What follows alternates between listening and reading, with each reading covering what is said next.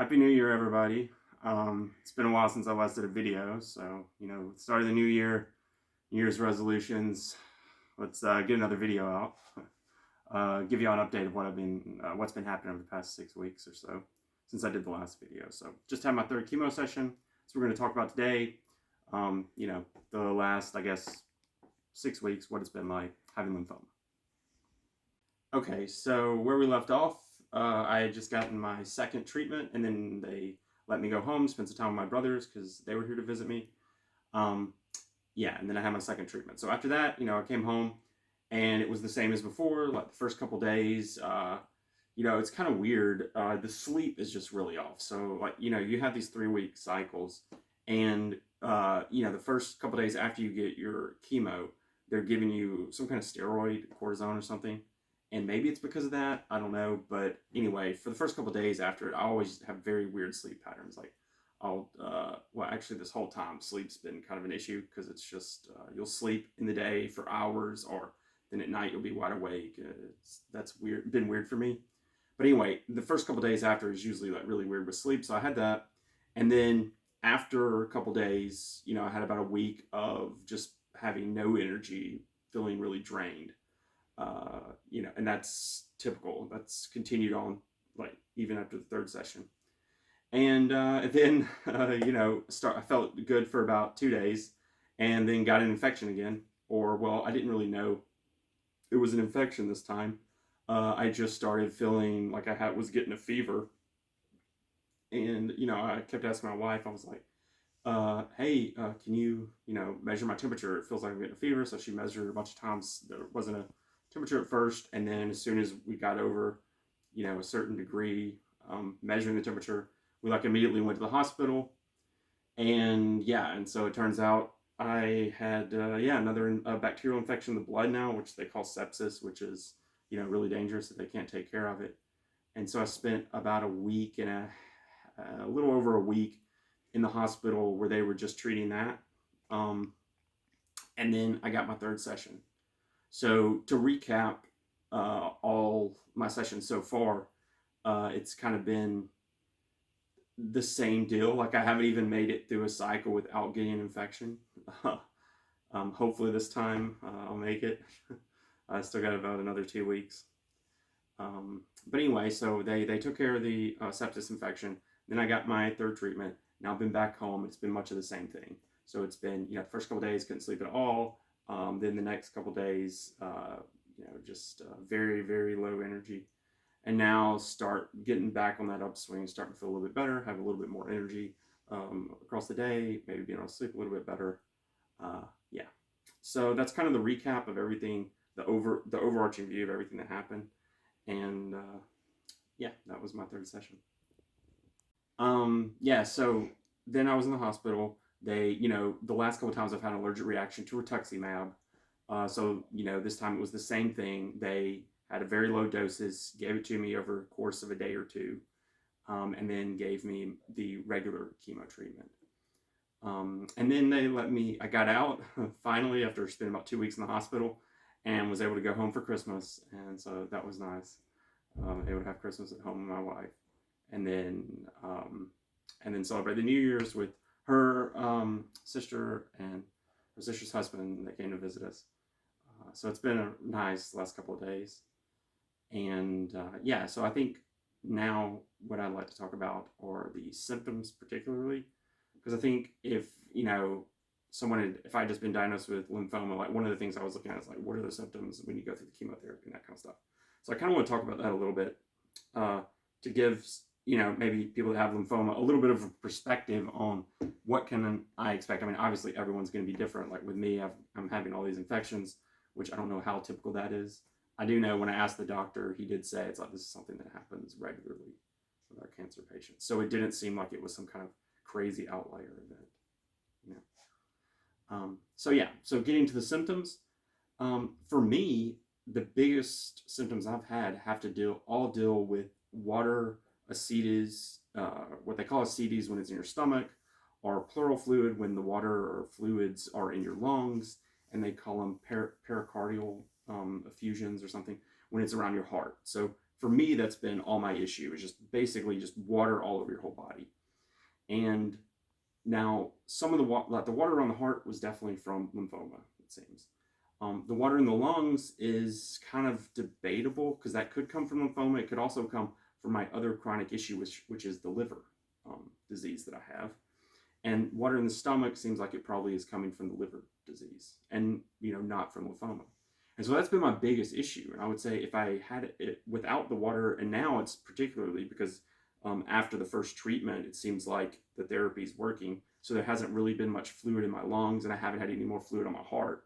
So it's really just fluid in my stomach, which builds up and puts a lot of pressure on your stomach and on your lungs, because it'll push up against your lungs, and then it's difficult to breathe. And you have this constant like pressure in your stomach feeling. And I think most people that have lymphoma probably wouldn't have this. So you probably would not experience that at all. And because at least when I go to like Google Scholar and I've looked for lymphoma and ascites and all this, and I can't find anything. And when I talk to the doctors about it, they seem to not really know what's causing it either. So it doesn't seem like this is a regular event for people that have lymphoma. And that's just in terms of my symptoms. In terms of like the chemotherapy and how that makes you feel, I would say, things I've already talked about, like sleep. But I've had no pain and, low energy levels. Okay. But then about the third week, your energy levels are back up. And the first couple of days, I usually have kind of like a mild nausea. And of course, the hair and that kind of thing, but you don't feel that or notice that anyway. And then maybe, a little bit of the fingertips, I've lost some feeling on. But I would say overall, in terms of like up till now, these are all extremely mild symptoms from what I had thought, it would be like getting chemo before. I thought it would just like totally nuke you and you would just be basically like a zombie walking around. And it hasn't been that up till now, so I'm really grateful. And yeah, I just wanted to say that so that if you have a diagnosis, you haven't gone through this yet, maybe you won't be as scared, because I think it's not something you should be terrified of or whatever. Okay, so now I'd like to talk about some of the things that still help me get through this, because it is a pretty difficult ordeal when every day you don't feel well, and you have to face your own mortality and all these things on a daily basis. So what are the things that are still working for me after several months of going through this process? And I would say one of the big ones for me is exercise. So I've created like all kinds of I did a video on this, but maybe sometime in the future I'll add another video, because I've come up with more exercises that you can do. Because this last time I was in the hospital and I literally was in like the ICU, so I couldn't move at all, but I was still able to develop some exercises to do in the hospital, and I do things at home. And I feel like this helps me a lot, just in terms of having a set of things I want to accomplish on a day or over the course of a day, and being able to do them, and also being able to feel better. Like you break a sweat, your heart beats quicker. You get some of that adrenaline pumping. For a couple minutes, you'll have more energy after you do whatever your little workout is. And then at the end of the day, the way I do it is I have different exercises, because maybe I've only got a couple minutes at different times. I'll do those over the course of a day, and at the end of the day, I'll try to make sure I've accomplished all that. And so it also gives you a sense of accomplishment, a sense of things to do over the course of the day. And at the same time, I do feel like it helps with the symptoms. And you can look at research online that does there are a fair amount of studies that have shown that this does help with some of the symptoms, to alleviate the symptoms, at least from your own, that's everything with pain, and it's how you perceive it, right? So for me, it helps me. That's one of the big ones, is exercise and still trying to be active. One of the other things that I think still is helping me is continually learning things. So, I'm a person that loves to learn things, and you do have a lot of sort of free time, I guess, when you're going through chemotherapy.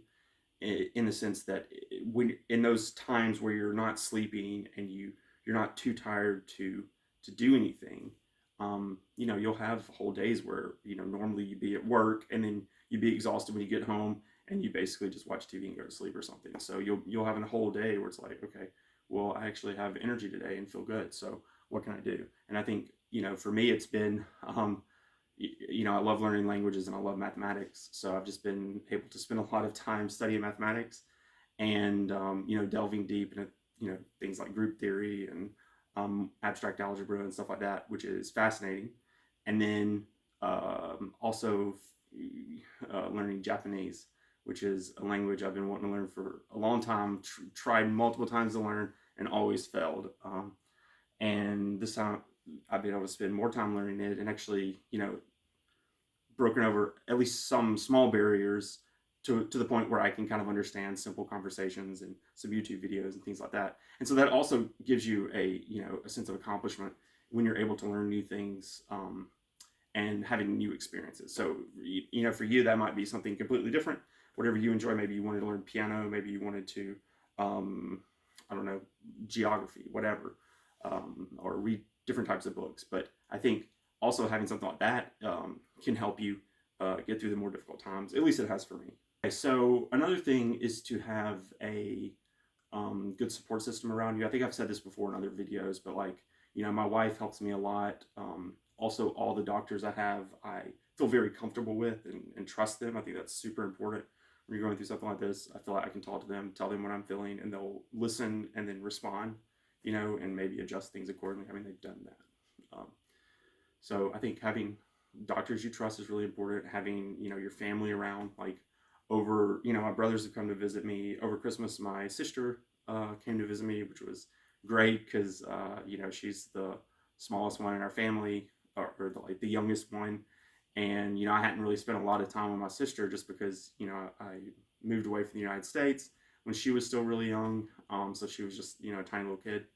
And so that was really fun for her to be here for like 3 weeks and me to be able to spend time with my sister and then learn what she's like as a grown-up person and everything.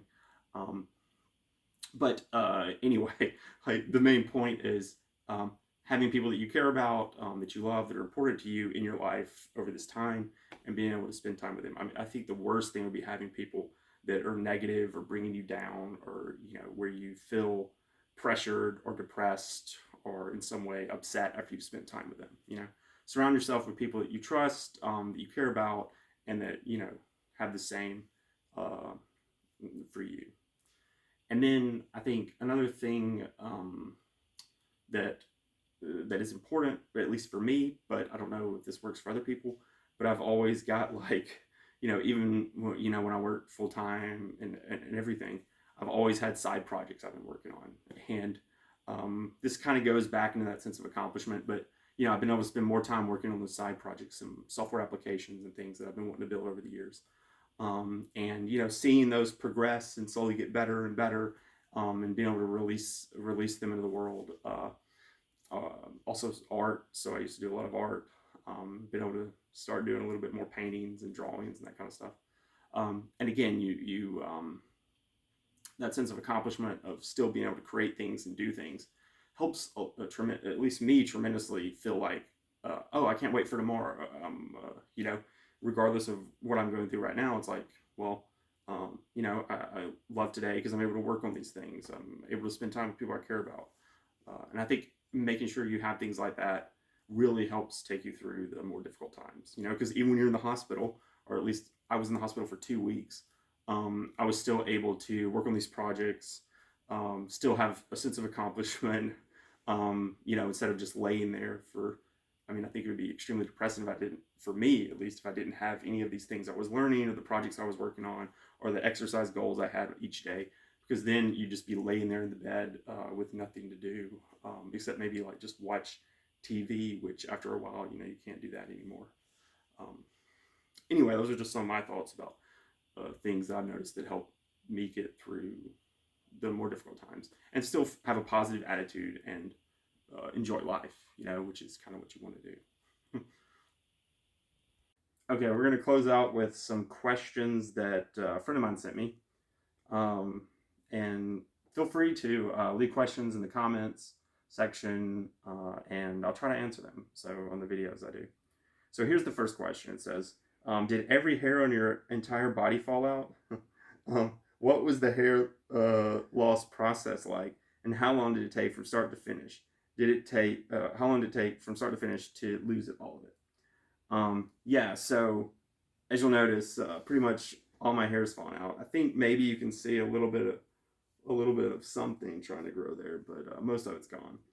And did every hair on my entire body fall out? No, but everywhere hair is falling out. So in general, you're just gonna have like a thinning of hair, and who knows? This is just the third session, so I think eventually probably all of it will fall out.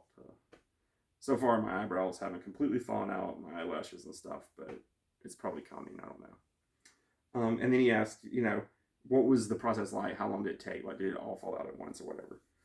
Yeah, so for me, it was, I think I've said this before, but I was just sitting there, and in the morning, I was able to rub my hand through my hair and like through my beard and everything, and no hair was falling out. And then at just some point in the afternoon, I did, I ran my hand through my hair, and I just had like a fistful of hair basically.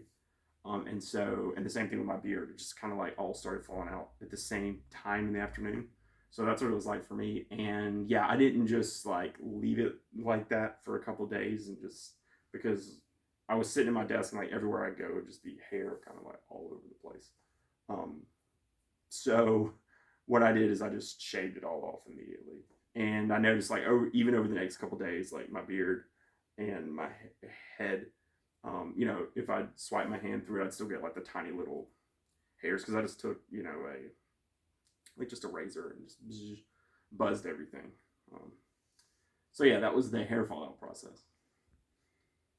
Question 2, let's see. From your personal experience, do you feel like cancer is something you can work hard and fight off, or do you feel like it's going to do whatever it wants to you and you have no control other than medications?